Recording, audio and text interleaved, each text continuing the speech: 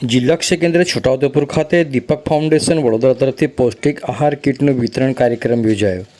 દેશના માનનીય વડાપ્રધાન શ્રી વર્ષ 2025 સુધીમાં ટીબી રોગને નાબૂદ કરવા માટે શરૂ કરેલા દેશવ્યાપી ટીબી મુક્ત ભારત અભિયાન ઝુંબેશ અંતર્ગત જન સુધી ટીબી રોગ વિશે લોકોમાં જાગૃતતા લાવવા માટે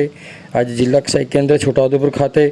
દીપક ફાઉન્ડેશન વડોદરા તરફથી પૌષ્ટિક આહાર કીટનું વિતરણ કાર્યક્રમ યોજવામાં આવ્યો હતો। આ સાથે છોટાઉ તાલુકા હેલ્થ અધિકારી ડૉક્ટર મનહરભાઈ રાઠવા સાહેબના સહયોગથી અને મુખ્ય જિલ્લા આરોગ્ય અધિકારી શ્રી અને જિલ્લા શિક્ષણ અધિકારીશ્રીના માર્ગદર્શન હેઠળ દરેક વ્યક્તિમાં ટીબી રોગના લક્ષણો જેવા કે 2 અઠવાડિયાથી ખાંસી આવી, ગળફામાં લોહી આવવું, વજન ઘટવું, ઝીણો તાવ આવવો, થાક લાગવો, રાત્રે પરસેવો થવો આવા લક્ષણો હોય તો 2 ગળફાની તપાસ કરાવી અને મફત સારવાર ઉપરાંત નિક્ષેપ પોષણ સહાય યોજના સહિતની આરોગ્ય વિભાગ દ્વારા મળતી નિઃશુલ્ક સરકારી સેવાઓ વિશે જરૂરી જાણકારી સાદી સરળ ભાષામાં લોકોને તેનો સહેલાઈથી લાભ